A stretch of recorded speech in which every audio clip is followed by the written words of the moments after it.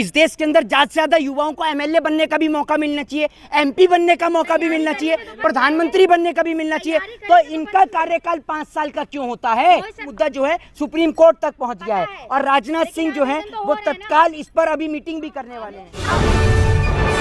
नमस्कार, ग्रामीण न्यूज़ देख रहे हैं आप और मैं आपके साथ प्राची पांडे। दोस्तों, इस वक्त देश में रोजगार को लेकर के सबसे बड़ी समस्या है और ऐसे में सरकार एक स्कीम लेकर के आती है, अग्निपथ। उस स्कीम के तहत ये कहा जाता है कि जो लोग सेना में भर्ती होना चाहते हैं उन्हें 4 साल के लिए सेना में भर्ती किया जाएगा। उन 4 साल में उनकी एक फिक्स सैलरी होगी, सैलरी के अलावा उनके कुछ सेविंग्स भी होंगी और 4 साल के बाद जो है उन्हें सेवा से निवृत्त कर दिया जाएगा।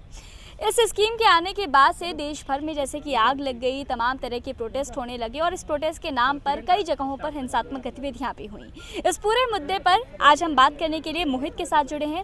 मोहित, बहुत बहुत स्वागत है आपका। आपको नहीं पता सबसे ज्यादा जो आवेदन हो रहे हैं आर्मी के अंदर वो अग्निपथ योजना के तहत हो रहे हैं। देखिए, वो तो देश के अंदर बेरोजगारी इस कदर बढ़ गई है, इस कारण जो है बच्चे जो हैं, देश के नौजवान जो हैं, वो अग्निपथ स्कीम हो या कोई भी स्कीम हो या कोई भी रोजगार निकलता है, चाहे वो एसएससी का हो चाहे कोई भी एग्जाम निकलता है, उसमें भर्तियां भरते ही हैं। क्योंकि इस देश में बेरोजगारी इस कदर बढ़ चुकी है कि बेरोजगारी का कोई स्तर ही नहीं है। बेरोजगारी के कारण लोग परेशान हैं, लोगों के पास रोजगार नहीं है। लेकिन आज इस देश का दुर्भाग्य है कि इस देश के अंदर इंडियन आर्मी, जिसको कहा जाता है भारतीय सेना का वो जज्बा है कि भारतीय सेना के लोग कहा करते थे कि या तो मैं तिरंगा फहराकर वापस आऊंगा या फिर तिरंगे में लिपट कर वापस आऊंगा, लेकिन मैं वापस जरूर आऊंगा। ये वो इस देश की तिरंगे वाली इंडियन आर्मी थी जो अपने इस तिरंगे के सम्मान में अपना सर्वोच्च न्यौछावर कर देती थी और ना जाने कितनी माओं ने इस देश के लिए अपने बेटों को कुर्बान कर दिया। लेकिन आज जिस तरीके से भारत देश की सरकार ने पेंशन के चंद रुपये बचाने के चक्कर में इंडियन आर्मी के उन वीर सपूतों को सिक्योरिटी गार्ड बना दिया है या कह दीजिए चौकीदार बनाने की कोशिश करी है। प्रधानमंत्री मोदी जी ने आज से कुछ टाइम पहले एक बात कही थी जिसको जगह जगह लोगो लगाया गया, व्हाट्सएप पे स्टेटस लगाया गया, ट्विटर पे मुहिम भी चलाई गई जिसमें लिखा गया था मैं भी चौकीदार, और बीजेपी वाले लिख रहे थे हाँ मैं भी चौकीदार।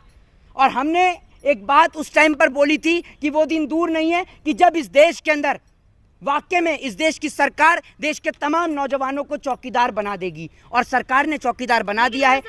एकमात्र एक चीज़ बची थी और वो थी इंडियन आर्मी। आज इंडियन आर्मी के जो बच्चे हैं उनको को भी चौकीदार बना दिया गया है। मुद्दा जो है सुप्रीम कोर्ट तक पहुंच गया है और राजनाथ सिंह जो है वो तत्काल इस पर अभी मीटिंग भी करने वाले हैं।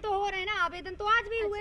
आवेदन क्यों ना हो, आवेदन क्यों नहीं होगा ये बताइए ना आप मुझे। क्या इस देश के अंदर अगर चलिए आवेदन की आपने बात कही, आवेदन भी नहीं करेंगे, आप ये बता दीजिए। अरे एक मिनट, मुझे एक दिक्कत क्या है आपको?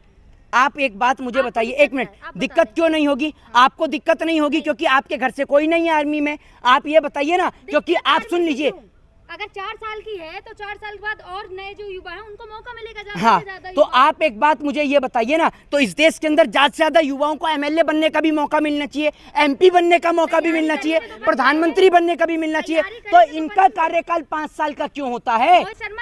मेरे को, मैं आपसे कहता हूँ, मेरे एक सवाल का जवाब दे दीजिए, यहाँ खड़े होकर वहां से चिल्लाइए मत, ठीक है ना। और इस सवाल का जवाब मुझे दे दीजिए कि 5 साल का कार्यकाल इनका क्यों होता है और इनको पेंशन क्यों मिलती है? ये जनता के नौकर हैं, ये जनता के नौकर हैं और इनको 5 साल क्यों मिलेगी पेंशन? ये बताइए ना। बदल भी तो जाते हैं ना, जनता इंडियन आर्मी को पेंशन क्यों नहीं मिलेगी? इस सवाल का मुझे जवाब दीजिए। 4 साल क्यों है? अच्छा, वो युवा कहाँ है? धारा 144 आप लगा दो, उठाकर मुकदमे आप दर्ज कर दो, उसके बाद पूछते हैं युवा कहाँ है? युवा को प्रोटेस्ट करने देते हो आप? हक की लड़ाई नहीं है आज, हक की लड़ाई नहीं, आपका जमीर मर गया है? आज हक की लड़ाई नहीं है। शर्म आती है मुझे इस देश के अंदर कि आप लोग, इंडियन आर्मी नीलाम हो रहा है, इंडियन आर्मी के जवानों को चौकीदार बनाया जा रहा है और देश का दुर्भाग्य यह है कि आप फायदे गिना रहे हैं। किसान बिल आता है, किसान को गुलाम बनाया जाता है, तब आप फायदे गिनाते हैं, लेकिन जब किसान बिल वापस हो जाता है तब आप वापस होने के फायदे गिनाते हैं।